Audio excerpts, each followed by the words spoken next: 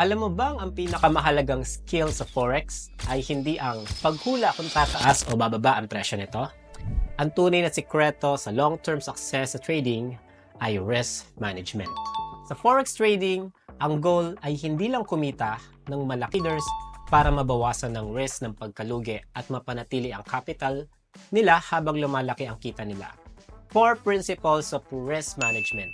Number 1, risk per trade rule. Huwag isugal lahat ng pera mo. Huwag kang maglagay ng sobrang laki sa isang trade. Ideal risk is 1 to 2% ng total account balance mo bawat trade. Number 2, position sizing. Hindi lang basta-basta pumipili ng lot size. Dapat ito ay nakabase sa balance mo at risk tolerance. Formula: risk amount divide stop loss distance equal lot size. Kapag masyadong malaki ang trade size mo, mas mabilis mo mauubos ang capital mo. Number 3, risk-reward ratio. Huwag pumasok sa hindi sulit na trade. Ang risk-reward ratio ay kung magkano ang posibleng kitain mo kumpara sa posibleng matalo mo. Laging tiyakin na mas malaki ang potential gain kaysa sa risk bago pumasok ng trade. Number 4, always use stop loss. Ang pinakamalaking pagkakamali ng mga baguhang trader, hindi sila naglalagay ng stop loss. Dapat alam mo kung kailan ka lalabas sa trade kung mali ang hula mo. Huwag kang umasa na babalik ang market sa gusto mong direksyon. Stop loss equals insurance ng puhunan mo. Why risk management is more important than strategy? Ang sikreto sa Forex ay hindi perpektong strategy. Ang sikreto ay magandang risk management.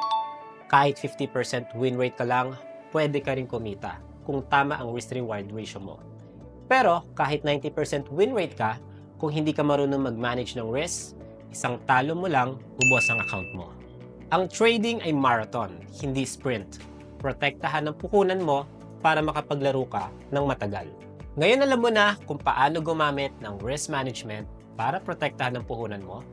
Pero alam mo bang ang pinakamalaking kalaban ng trader ay hindi ang market, kundi ang sarili niyang emosyon? Dito papasok ang trading psychology. Sa susunod nating episode, pag-uusapan natin kung ano ang trading psychology at paano ito makakatulong sa disiplina at long-term success mo sa Forex. I-click ang link sa description para mapanood ang susunod na video. Ngayon alam mo na kung paano gumamit ng risk management, pero gusto mo bang matuto pa ng libre? Sumali sa aming free 3-day Forex Trading Bootcamp. Mag-register na! Link sa description or comment section.